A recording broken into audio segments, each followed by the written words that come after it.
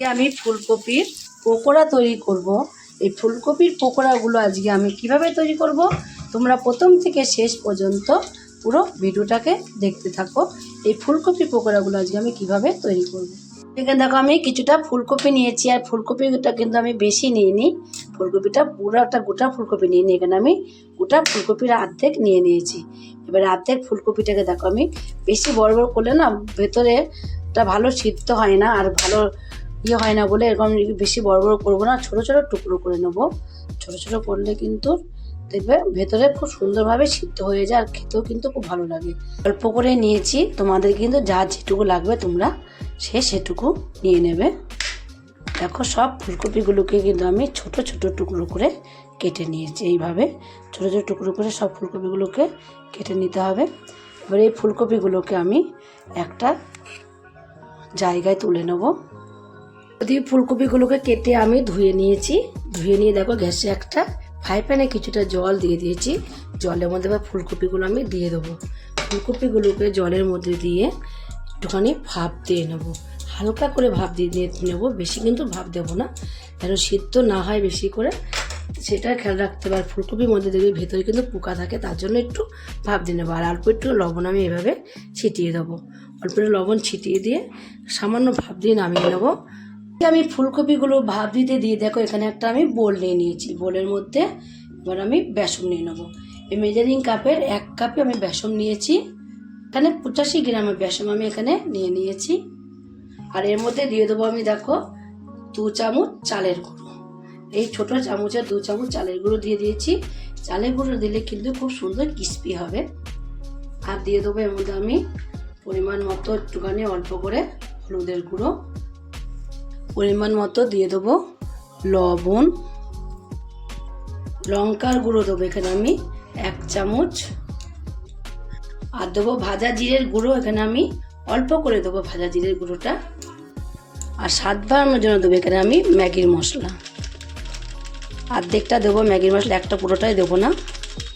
এবার আমি সব কিছু একটু মিশিয়ে নেবো। ভালোভাবে সব কিছু মিশিয়ে নেওয়া হয়ে গেলে এর মধ্যে দিয়ে দেবো অল্প অল্প জল দেবো, আর একটা ব্যাটার করে একটু গুলিয়ে নেবো। এই ব্যাটারটা কিন্তু বেশি পাতলাও করবো না, আবার বেশি গাঢ়ও করবো না।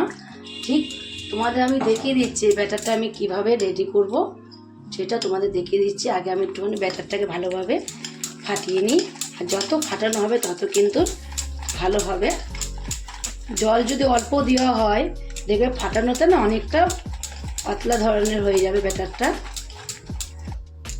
আর একটু জল আমি দেবো এর মধ্যে, আর একটু পাতলা করব। একদম বিশাল ঘন টাইপের হয়ে গেছে বলেই তো দিলাম, তোমাদের আমি দেখিয়ে দেবো ব্যাটারটা করে কীভাবে ব্যাটারটাকে রেডি করতে হবে। প্রায় 10 মিনিট ধরে আমি ব্যাটারটাকে দেখো এইভাবে একই রকম করে ফাটিয়ে নিয়েছি। ফাটিয়ে নেওয়ার পর দেখো ব্যাটারটা কেমন হয়ে গেছে। এই যে হ্যান্ড ওয়াশটার মধ্যে কিন্তু আর থাকছে না, দেখো সব পড়ে যাচ্ছে ব্যাটারটা, কোনো রকম এর মধ্যে লেগে থাকছে না।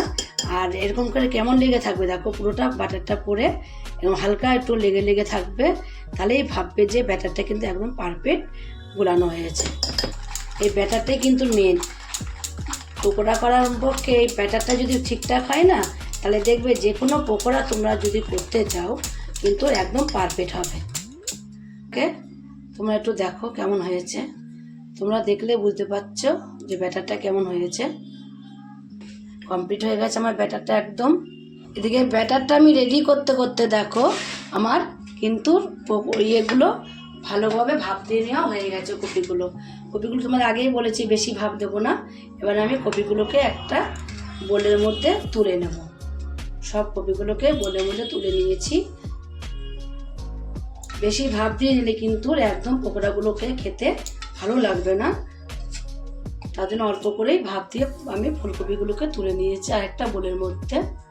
এই যে ব্যাটারটাকে আমি রেখে দিয়েছিলাম গুলিয়ে, এবার এই ব্যাটারের মধ্যে কি করব, ফুলকপিগুলোকে দিয়ে দেবো। যতটা দেওয়া যায় এর মধ্যে দিয়ে দেবো। দিয়ে আমি হাত দিয়ে তুলবো না, হাত দিয়ে তোমরা তুলতে পারো, আবার এভাবে চামচ দিয়েও কিন্তু তুলতে পারো। হাতও দেখি আগে চামচ দিয়ে কেমন হয়। যদি চামচ দিয়ে দেওয়া ঠিকঠাক না হয় তাহলে আমি হাত দিয়ে একটা একটা করে তুলে দেবো। এর মধ্যে ফুলকপিগুলোকে সব এইভাবে মাখিয়ে নিতে হবে। মনে হবে একদম চিকেন পকোড়া খাচ্ছি, মনে হবে না যে এখানে আমরা ফুলকপির পকোড়া খাচ্ছি, একদমই মনে হবে না। এই দেখো আমি গ্যাসে একটা ফ্রাই প্যান বসিয়ে তেল দিয়ে দিচ্ছি কিছুটা। তেলটা এখন কিন্তু গরম হয়ে গেছে। গরম হয়ে গেলে এখান থেকে আমি একটা একটা করে ফুলকপিগুলোকে তুলে দেবো। এভাবে একটা একটা করে ফুলকপিগুলো দিয়ে দিতে হবে। চামচ থেকে কিন্তু তোমার হলো হাতে করে কিন্তু সুবিধা হচ্ছে। তোমাদের আমি আগেই বললাম যে তোমাদের যাতে সুবিধা হবে তোমরা তাতেই কিন্তু দেবে। হাতে করে দেখো সুবিধা হচ্ছে, আর হাতে করে আমি দেব। বেশি বড় আমি করিনি, তোমাদের আগেই বলে দিয়েছি। আমি ছোট ছোট টুকরো করেছি, একদম ছোট ছোট টুকরো করলে কিন্তু খেতে অনেকটাই ভালো হবে, আর ভেতর থেকে খুব সুন্দরভাবে ক্রিসপিভাবে হবে। আর বড় বড় করে দিলে কি হয়, ফুলকপির ভেতরটা কিন্তু ভালো ভাজা হয় না। এখন দেখবে এই শীতের সময় এক একদিন এক এক রকম খেতে ইচ্ছা করে। আর পেঁয়াজি তো আমরা সবসময় খাই, ফুলুরিও খাই। ফুলকপি কিন্তু সবসময় পাওয়া যায় না, পাওয়া গেলে কিন্তু প্রচুর দাম থাকে, আর স্বাদটা কিন্তু এখনকার মতো স্বাদ লাগেও না। তার জন্য এখন এই সময়টা তোমরা ফুলকপির পকোড়া যদি তৈরি করে খাও, দেখবে কতটা ভালো লাগে খেতে। এক পিঠ ভাজা হয়ে গেলে আর এক পিঠ উল্টিয়ে দেবো। সবগুলোকে এইভাবে উল্টিয়ে পাল্টিয়ে আমি দু পিঠই একটু লাল লাল করে কড়া করে ভেজে নিতে হবে। কিন্তু দেখো উল্টিয়ে পাল্টে কিন্তু আমি দু পিঠই ভেজে নিয়েছি, আর এত সময় কিন্তু আমি গ্যাসটাকে কমিয়ে আমি ভেজে নিয়েছি। 6 থেকে 7 মিনিট আমার টাইম লেগেছে এই পকোড়াগুলোকে ভাজতে। এবার আমি তুলে নেব। ভাজা কমপ্লিট হয়ে গেছে, এবার তুলে তেলটাকে কিন্তু ভালোভাবে ছড়িয়ে নেব। আর যখন আমি এগুলো তুলবো তখন কিন্তু গ্যাসটাকে বাড়িয়ে দিতে হবে, নয়তো অনেকটা তেল কিন্তু এর সঙ্গে সোপ করে যাবে। তার জন্য গ্যাসটাকে বাড়িয়ে দিয়েছে, বা বাড়িয়ে দিয়ে এবার আমি এগুলোকে সব পকোড়াগুলোকে তুলে নেবো। নিয়ে বাকি যেগুলো আছে সেগুলোকেও একই রকম করে ভেজে কমপ্লিট করে নেবো। আর দেখো সমস্ত পকোড়াগুলোকে কিন্তু কমপ্লিট করে আমি নামিয়ে নিয়েছি। আর দেখতে কিন্তু কতটা সুন্দর লাগছে দেখো, আর ছোটো ছোটো সাইজের করেছি বলে কিন্তু দেখতে বেশি সুন্দর লাগছে। তোমরাও এইভাবে একদিন বাড়িতে তৈরি করে খেয়ে দেখো। তার সঙ্গে যদি একটু সস হয় তাহলে তো কোনো কথাই হবে না। যদি রেসিপিটা তোমরা খেয়ে তোমাদের কাছে ভালো লাগে, তোমরা যদি ফেসবুক থেকে দেখো ফেসবুকে পেজটি ফলো করে দেবে, যদি ইউটিউব থেকে দেখো ইউটিউবে চ্যানেলটি সাবস্ক্রাইব করে দেবে, পাশে থাকা বেল আইকনটিটা প্রেস করতে ভুলবে না। তাহলে নতুন নতুন রেসিপিগুলো তোমাদের কাছে তাড়াতাড়ি পৌঁছে যাবে। আমার চ্যানেল যদি কোনো বন্ধু হয়ে থাকো, সাবস্ক্রাইব করেনি প্লিজ সাবস্ক্রাইবটা করে দেবে। সবাই তোমাদের কাছে নোটিফিকেশন ঢুকে যাবে। ছোট্ট করে লাইক করো, কমেন্ট করো, অনেক অনেক শেয়ার করো। নমস্কার বন্ধুরা, দেখা হবে আবার পরের রেসিপিতে।